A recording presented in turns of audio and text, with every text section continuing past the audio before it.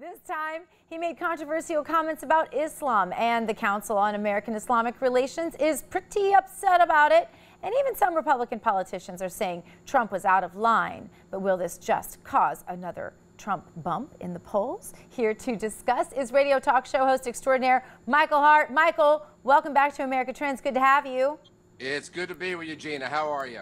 Doing well, thank you. Now, what exactly happened today that is getting Donald Trump in all of this hot water, if you will? Well, Gina, as you are aware, he talked about closing down mosques if he in fact was, or at least radical teaching mosque if he was elected president of the United States. And there's, a lot of legal discrepancies with that. And of course, I think he's referencing the fact that some of these mosques might be encouraging enemy combatants. Constitutionally speaking, that doesn't play really well if we are not in a declared war. And that's pretty much where the nips hit the wire, if you know what I mean. Yeah, absolutely. All right, let's look and see exactly what Donald Trump said on Fox Business that got him trending today. UK, in Britain, they've obviously got a terror problem. They've got a lot of youngsters going over to fight for ISIS. About just under 1,000 are going over there. And they've got a whole new series of proposals to deal with this, including withdrawal of passports from some of these people who've gone overseas to fight. Absolutely good. And closing some mosques. Would you do the same thing in America? I would do that. Absolutely. I think it's great. I know they have a lot of proposals over there. If you go out, you go fight for ISIS, can you do it? You can't come back. Why can't you do it? You can do it here. Can you close a mosque? I mean, we do have Well, I don't know. freedom. I mean, I haven't heard about the closing of the mosque. It depends. If the mosque is, loaded for bear, I don't know. You're going to have to certainly look at it. Michael, do you think most Americans would agree that radical mosques should be shut down? Gina, I think most Americans would agree, but again, there's the legal aspect to it. It goes back to the enemy combatant thing. Even Sandra Day O'Connor had made mention of it some years ago. It was reported on by the American Constitution Society. And although I understand where Mr. Trump's coming from, the reality of it is that without us being in a declared war, we could bring up the issue that we have enemy combatants on our own soil. But the reality of it is, without a declared war, he doesn't really have a leg to stand on. I believe it was a question that caught him very flat-footed. He didn't expect it from Sturt Varney, of all people. And as great as it sounds, as Trump-esque as it sounds, I just don't know that it would ever go anywhere. But I mean, I think it matters whether or not you buy into the fact that Islam is definitely a political system with a specific political agenda that is nothing like anything that is a religion in this country. Anyway, as you might imagine, CARE criticized Trump for his comments, that of course being the Council on American Islamic Relations, but they are known for supporting radical Islam in a lot of ways. Well, of course they are. So who cares what they have to say, Michael? I mean, that's what many Americans would say. I think a big problem with it, Gina, is going back to the freedom of speech issue, the protection of religion issue as well. At the end of the day, I think one of the largest concerns for a lot of people that they need to realize that Mr. Trump, obviously full of rhetoric, but at the end of the day, he would not have the authority to do this. If it starts there, where does it end? Again, the Supreme Court dealt with it. Well, the whole thing with Sandra Day O'Connor's comments, going back 20 or some odd years ago, actually under the Bush administration, even the first Bush. And the reality of it is that a president, by the way, O'Connor's comments have to do with the fact if a president was ever to make that decision, it would have to be passed through Congress. Sure.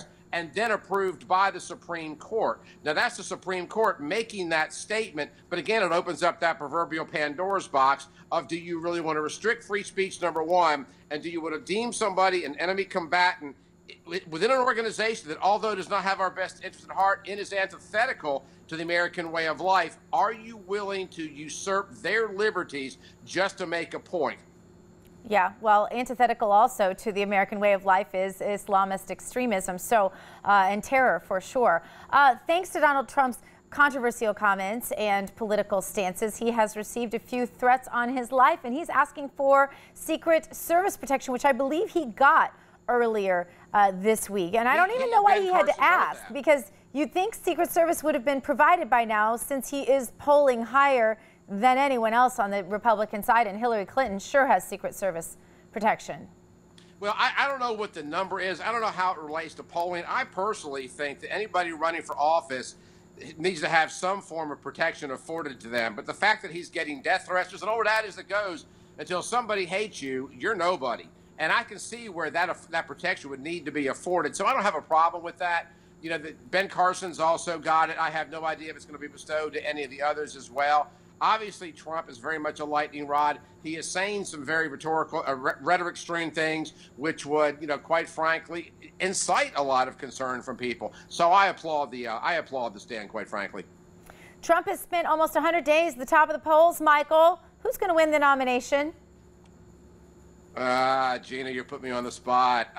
If this continues, it will be Trump. I don't know that Cruz is going to excite anybody. Rand Paul needs to go ahead and go. The Jindals of the world need to go. Unfortunately, you know, I like Chris Christie, but, you know, at the end of the day, I just don't see anybody else really drawing the type of numbers that they need to. Ben Carson, obviously, still in the mix. I think he's a little bit too soft-spoken for the job. That's just one man's opinion. But at this stage of the game, if where we are with Trump today is where we are with Trump 9 months from now, he's the man. All right, I've got another question for you that's completely off topic here, but the Erwin Brothers did another movie, and I'm hearing a lot about it. I know when I worked with you in Alabama, you and I were both hosts on the same radio station there, that I did a lot of promotion of that, and I just wondered if that was the same thing, if they were in town, if you went to the red carpet event and all the rest of it. I did not go to the red carpet event because, well, I'm doing my job here on the air. A good buddy of yours, someone else that you know, my former producer, Steve West, was in fact the MC for that event. The Erwin Brothers have been in studio multiple times. As a matter of fact, Sean Astin is playing the role of Hank Erwin in the movie, who's the father of the producer of the program, was just in studio with us a couple of days ago and was in the building again today. So I have not been there. I've been invited, but again, you know, my job responsibilities have prevented me from going. But we have heard nothing but rave reviews about this movie. Remind me the name of the movie, though. I can't think of the name of the movie. Woodlawn. Woodlawn, that's right. So people need to see it. I've heard from so many random people that you must see it. All right, Michael Hart, you're the best. Thanks for being with us. Good to see your face. You too, Gina. Thank you. All right. Up next, we look at the